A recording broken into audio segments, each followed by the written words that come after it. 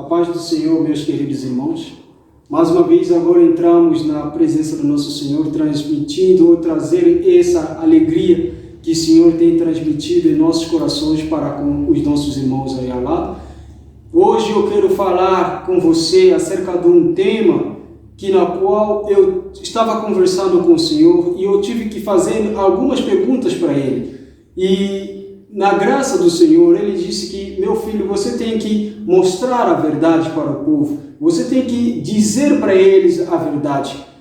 Mas eu perguntei, mas Senhor, isso aí já é o tempo para poder fazer? O Senhor disse que sim, esse já é o tempo, porque o meu povo ficou muito tempo sem conhecer a verdade. Então, eles entendem uma coisa ou ouvem uma coisa na qual poderia mais ou menos fazê-los para que eles possam ir para frente, só que eles não conseguem. Eles são impedidos por certas coisas. Então, através da verdade, você pode transmitir a eles o conhecimento e a verdade e eles vão poder compreender esta graça maravilhosa. E hoje eu quero trazer a vocês um tema muito grande e poderoso acerca do pecado. Meus queridos irmãos, eu não sei se a palavra pecado, o que você vai poder distinguir sobre isso. Sabe, quando você ouve a palavra pecado, logo ele traz uma coisa dentro de você, seja um impacto dentro de você. Mas será que Deus ele vê o pecado como pecado? Será que Deus, Ele mesmo, que é Deus Todo-Poderoso, Ele faria o pecado para poder impedir os seus filhos de irem para frente? Claro que não. Mas deixa eu levar você primeiramente.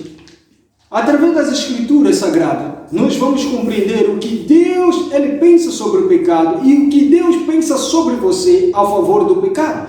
Eu vou ler com você no livro de Romanos, a partir do capítulo número 5, no verso... vou começar primeiro no verso 10, e depois eu vou ler no verso 12. Ele diz assim: E se quando ainda éramos inimigos de Deus, fomos reconciliados com Deus pela morte do seu Filho, quanto mais agora, tendo sido reconciliados, seremos salvos pela vida de Cristo. Agora 12. Quando o pecado entrou no mundo por meio de um homem, o pecado entrou na raça humana inteira. O pecado dele trouxe consigo a morte a todos os homens, porque todos pecaram. Graças a Deus. A Bíblia declara primeiramente que nós éramos inimigos de Deus. Sabemos que todo aquele homem que peca não pode ver a Deus. Todo aquele que peca não pode se aproximar de Deus. Todo aquele que peca não pode ser amigo de Deus. Mas aqui nós temos uma revelação. Ele disse que quanto ainda nós éramos inimigos de Deus, mas Deus nos reconciliou com Jesus Cristo. Então nós temos Jesus Cristo como a reconciliação. Então, se Deus não poderia ver o homem por causa do seu pecado, mas agora, através da graça, nós podemos ver Jesus Cristo, então nós somos salvos, nós somos agraciados por causa de Jesus Cristo. É por isso que ele disse que o pecado, ele reinou. A Bíblia não diz que o pecado está reinando. A Bíblia diz que o pecado reinou desde a antiguidade. Isso significa que desde o passado já havia pecado. Você não é a primeira pessoa, muito menos a segunda pessoa a ouvir sobre o pecado. A Bíblia declara que o mundo jaz no maligno. Isso é verdade, isso é de fato, que o mundo ele está cheio de pecado. Mas agora a pergunta é, será que é possível alguém viver uma vida sem pecar? Será que é possível alguém viver e não ficar pecando? Essa pergunta aqui, eu sei que muitos têm feito isso, mas eu vou te dar uma resposta muito simples. A verdade é que é possível você viver uma vida sem pecar. Isso é a verdade. Sabe, se você quer ajudar alguém, você tem que lhe mostrar a solução do seu problema. Você não pode lhe mostrar mais o problema. Do contrário, não faz sentido você dizer que você está me ajudando. Se você quer me ajudar, você não pode me mostrar mais os meus problemas. Você tem que me mostrar a solução dos meus problemas. É isso que Jesus Cristo vem fazendo. Jesus Cristo vem mostrar a nós que é possível nós vivermos uma vida sem pecar. Do contrário, nós estamos destinados do que outras pessoas dizem. Do contrário, Jesus Cristo não vem fazer nada. O que Jesus Cristo veio fazer aqui no mundo? A Bíblia diz que estava sobre ele todas as nossas enfermidades, todas as nossas ofensas estavam sobre ele. E sobre isso ele pregou na cruz. Jesus pregou o nosso pecado. Jesus pregou tudo aquilo que nos incomodava na cruz. Então isso é verdade. A verdade é que nós ainda não conhecemos qual é a missão e qual é a verdade que Deus diz sobre isso. Mas deixa mostrar a você mais uma passagem aqui, no livro de 1 Pedro, do seu capítulo 2, no verso do número 2 para 3. Vamos entender aqui uma coisa, que o Pedro ele fala, ele diz, sejam como bebês, desejando o puro leite espiritual, para que bebendo dele vocês cresçam e sejam salvos. Você vê, o Pedro ele está dizendo para você ser como um bebê espiritual. Bebê espiritual. Ele não está dizendo adulto espiritual. A diferença entre alguém que é adulto e a diferença entre alguém que é bebê. Quando Pedro, ele fala acerca de bebê espiritual, ele está falando acerca daqueles que ainda não conheceram Jesus. Aqueles que estão começando a conhecer a Jesus agora.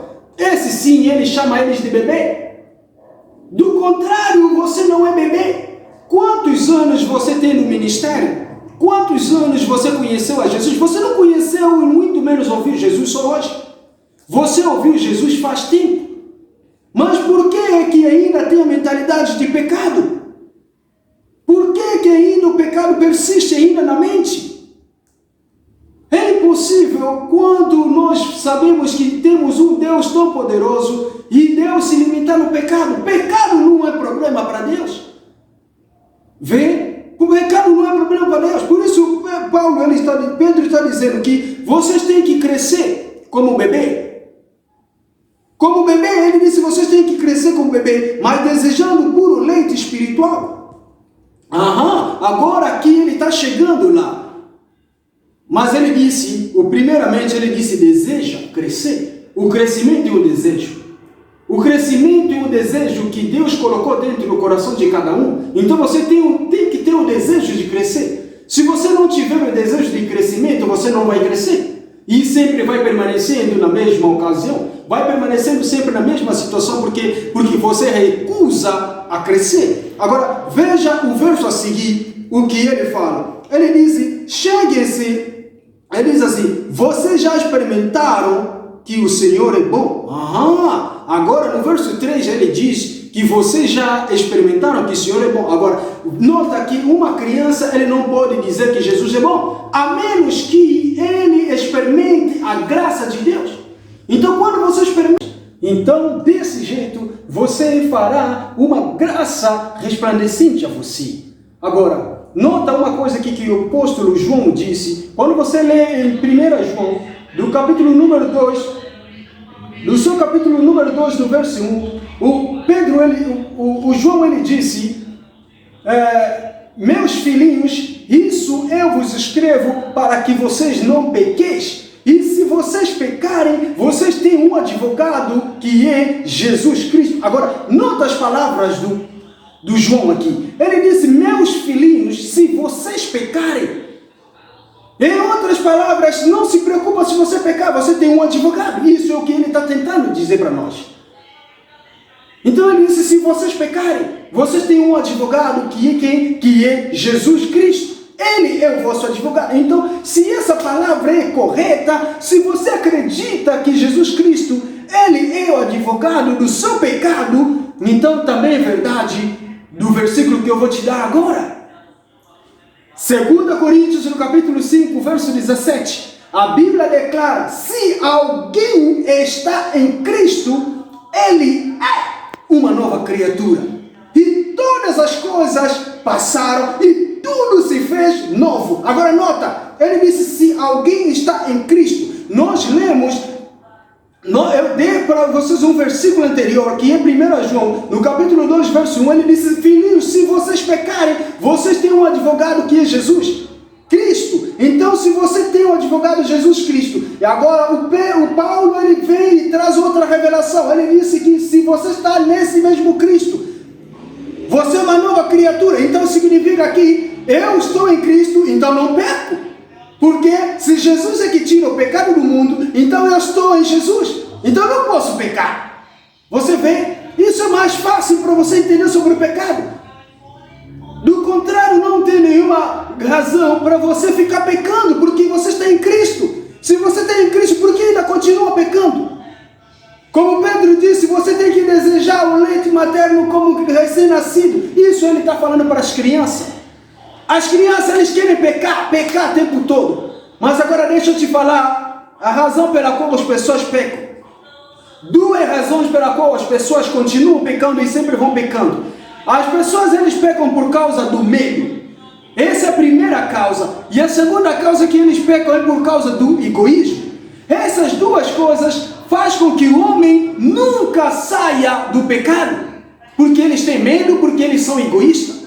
Agora, Deus, ele teve que fazer algo maior para isso. Ele trouxe Jesus Cristo para nós. Então, em vez de nós ficarmos com medo, Jesus, ele disse que andem na fé. Então, Jesus nos trouxe fé para substituir o medo. E para nós não sermos egoístas, ele disse, substitui o egoísmo pelo amor. Então, quem anda pela fé e quem anda pelo amor não pode pecar. A razão é simples. Então, você sai do pecado de uma vez por todas. Então você tem que colocar o pecado atrás de você, porque o pecado não é para você. Se você tentar me colocar a mente de que eu sou pecador, eu não vou aceitar, porque eu estou em Cristo e Cristo está em mim. E é isso que a Bíblia me fala. Se você ler no livro de João, capítulo 8, verso 29, Jesus declarou uma coisa. Ele disse que o meu Pai, aquele que me enviou, ele está em mim e nunca me abandonou. Eu faço as obras dele, por isso que ele me ama. Vê? Jesus disse, aquele que me enviou, ele me ama e nunca me abandonou. Por isso eu faço sempre aquilo que o agrada. Isso significa que se você quer fazer a vontade de Deus, se você quer que Deus se agrade de você, você não pode andar com egoísmo e você não pode andar com medo. Porque se você andar com medo e egoísmo, você vai pecar. Então, para você não pecar, você tem que andar em amor e sem egoísmo. É isso que a Bíblia diz. Mas deixa eu te mostrar mais um versículo que é para você poder compreender que o seu Pai, ele te ama tanto. Vai comigo, se você acompanhar agora a sua Bíblia, no livro de Isaías, capítulo número 43, no verso 25. A Bíblia declara, mas eu sou, ou seja, mas sou eu mesmo que apago os seus pecados por amor de mim e que nunca mais se lembra deles.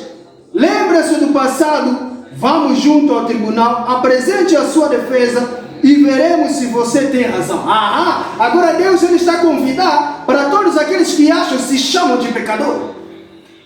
Você não é pecador, a menos que você mesmo se considere pecador. Você não pode pecar, a menos que você mesmo ache que está pecando.